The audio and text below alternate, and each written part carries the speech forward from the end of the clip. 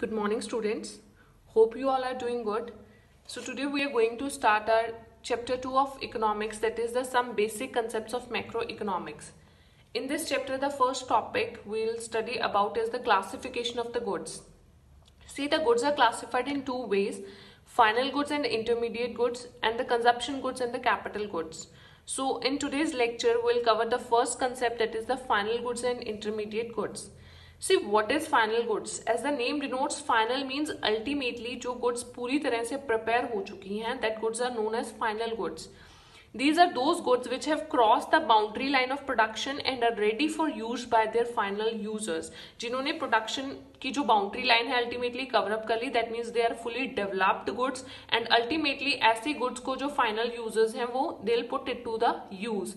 The final users are consumers and producers. इसके दो तरह के final users हो सकते हैं. One is known as the consumers and other is known as the producers. So in this basis, the final goods are further classified as the final consumer goods and the final producer goods. As the name denotes, final consumer goods, these are those goods which are ready for use by their final user, जो ultimately पूरी तरह से prepare हैं, जिनको हम use कर सकते हैं, and इनको जो use करते हैं they are the consumers, या फिर इनके final users कौन होते हैं? Consumer. For example, bread and butter as used by the consumer. Final producer goods, again these are those goods which are ready for use by their final user, but their final users are not consumer, they are the producers. Producers इनको use करते हैं for the further production purposes like plant machinery, like tractor and harvesters being used in the fields for the production of various crops. So final consumer goods जो ultimately हम अपनी needs को satisfy करने के लिए use करते हैं, इनके जो यूजर्स होते हैं they are the consumers, and final producer goods के जो यूजर्स होते हैं they are the producer, and these kind of goods are used for the further production purposes. So see, the expenditure on final consumer goods by the household is called consumption expenditure. जितना भी consumers खर्चा करते हैं goods के ऊपर, या household के द्वारा जो भी expenditure किया जाता है ऐसे goods के ऊपर, उसे हम बोलते हैं the consumption expenditure. And secondly, जितना भी producer goods के ऊपर producer खर्चा करते हैं they are known as the investment expenditure. So expenditure on final goods is of two main components. One is the consumption expenditure, the expenditure of the consumers on final goods, and investment expenditure, the expenditure of producers on the final goods.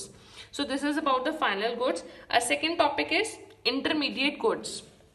What are the intermediate goods?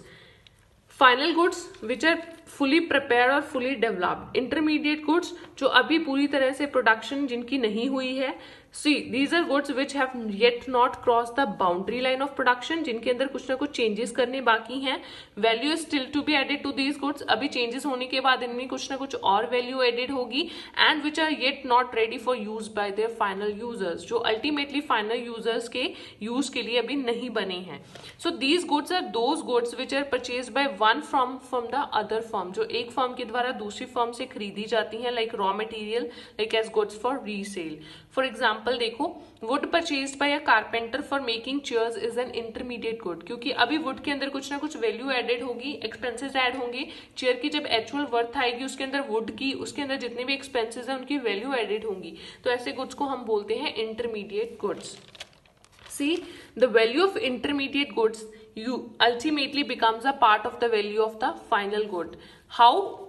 See, जब भी हम कोई सामान बनाते हैं, जब भी हम कोई रॉ मटेरियल बाय करते हैं, तो उसके ऊपर हमारे कुछ ना कुछ एक्सपेंसेस होते हैं. एक्सपेंसेस करने के बाद जब हम अल्टीमेटली उसको फाइनल गुड के अंदर कन्वर्ट करते हैं तो उसकी एक वैल्यू होती है. तो जितना भी वैल्यू एडिशन हुआ होता है, जो इंटरमीडिएट गुड्स की वैल्यू होती है, वो अल्टीमेटली फाइनल गुड्स के अंदर ऑटोमेटिकली आ जाती हैं.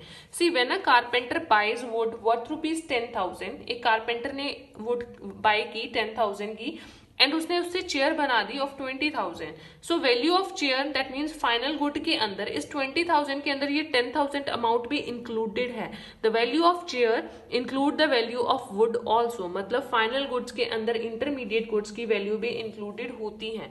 तो जब भी हम नेशनल इनकम को कंप्यूट करते हैं तब हम इंटरमीडिएट गुड्स की वैल्यू नहीं लेते, हम सिर्फ कौन सी गुड्स की वैल्यू लेते हैं? Final goods. रीजन, अगर हम इंटरमीडिएट गुड्स की वैल्यू को ले लें तो वो ऑलरेडी फाइनल गुड्स की वैल्यू के अंदर इंक्लूडेड होती हैं, तो इससे जो इंटरमीडिएट गुड्स की वैल्यू होती है उसकी एस्टिमेशन के अंदर डबल काउंटिंग या फिर वो एक बार से ज्यादा काउंट हो जाती है, which is not the correct way of calculating national income.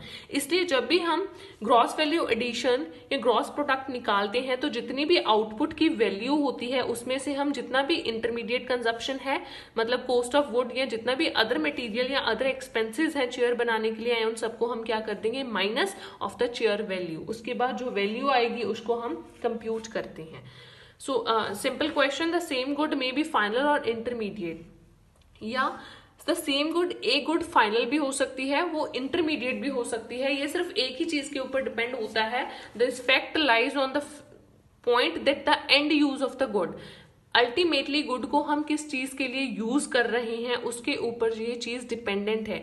अगर आप उस पर्टिकुलर प्रोडक्ट को फाइनल की तरह यूज कर रहे हो तो वो फाइनल गुड हो जाएगी, अगर उसको आप रॉ मटेरियल की तरह यूज कर रहे हो तो वो इंटरमीडिएट हो जाएगी। For example see, sugar used as a raw material in production of biscuit is an intermediate. आप बिस्किट प्रिपेयर कर रहे हो, बिस्किट के अंदर शुगर डालोगी तो sugar act as an intermediate good because वो बिस्किट के लिए रॉ मटेरियल का काम करेगा।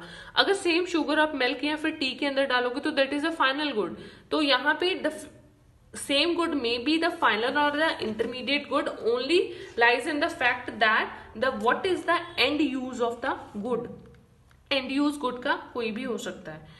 So this is all about the first part, that is the final goods and then the intermediate goods. Thank you students.